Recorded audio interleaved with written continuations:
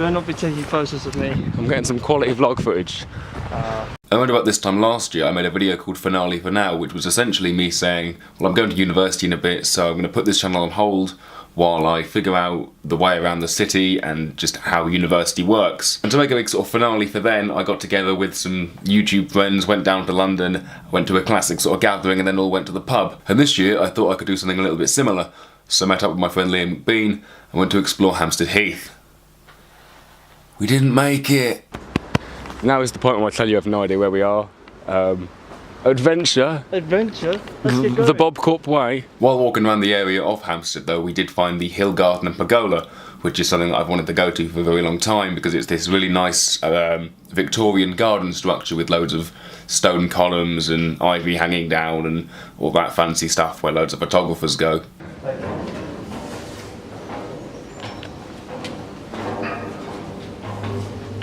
No, we've just ascended into the heavens. It's just so bright.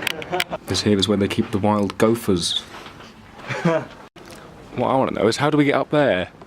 How do we get up there? That looks like a good place to throw a party. Liam's camera didn't have any battery in it though, so he stayed there for about 5 minutes before walking off into some woodland areas and then getting lost. As we were going through the woodland area, I remember I looked up and I saw a house in the distance. I thought, oh good, we're getting back to some sort of civilization. Turns out we'd walked out into Golders Green, which was not Hampstead, but a different bit of London. The reason that Liam and I were both in London on that day is because we were going to a gig in the evening, so after exploring Golders Green and Cricklewood, taking a cheeky trip to Wetherspoons, and then meeting up with some friends in West Hampstead Thameslink, we all went to the gig and had a wonderful evening full of music, beer and more music. You can tell I'm improvising, can't you?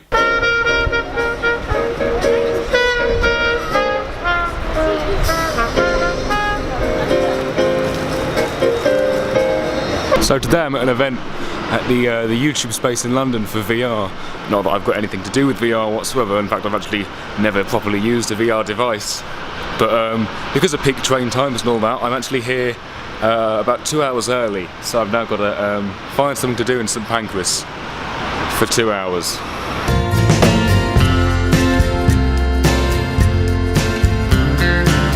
Even though St Pancras International has always been the station I've used to get into London from when I used to come with my granddad to go to all the museums and stuff like that, I've never actually really explored the area much. I don't know what's actually here. It's usually the gateway and then the sort of starting point for everything else that comes.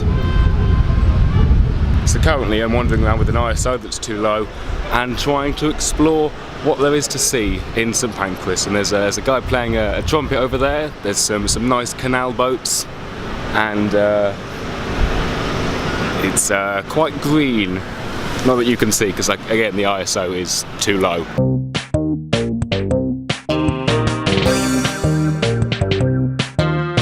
And that's all I filmed. Yep, that's all I filmed. I mean, what did you expect from BobCorp? I mean, there was a bar available giving away free drinks, there was pizza, there was people to talk to. For a VR event though, I must admit, I didn't do any VR at all. I spent all the time waiting in a queue because they had like 6 devices and 200 people. And, well maybe not 200 people, but a lot of people. So, didn't get to do any VR. And, didn't film anything other than that. So yeah, that's another attempt at making some relatable content down the drain. And, now I've got nothing to share with you, my lovely viewer. So, I don't know what else to say really. I'm gonna go make a cup of tea. See ya. And so, as BobCorp realized he needed to make more relatable content to appeal to the youth of today, he decided to head to the one place he knew was relatable to everybody. The Cotswolds. Wait, what? Oh, that's recording. Hi guys, BobCorp here, and as you can probably guess, I didn't film any relatable content in the Cotswolds because I was too busy enjoying myself.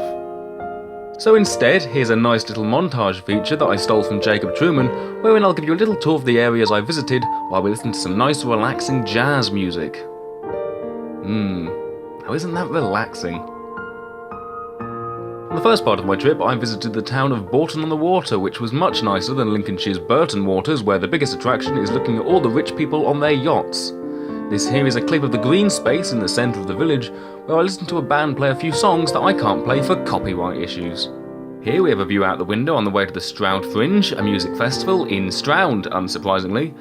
I spent most of the time though sat in the pub listening to a brass band play a collection of tunes that I can't play for copyright issues. On one song I thought they were playing the Flintstones theme song, so I began to sing along, only to realise it was Hey Jude by the Beatles.